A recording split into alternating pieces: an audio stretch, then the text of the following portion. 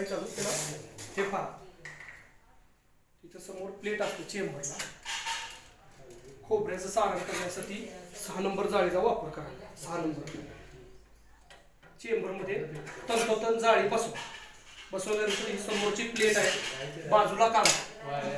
हा होपर आहे मसाल्याचा होपर. हा मसाल्याचा होपर इथं बसवा.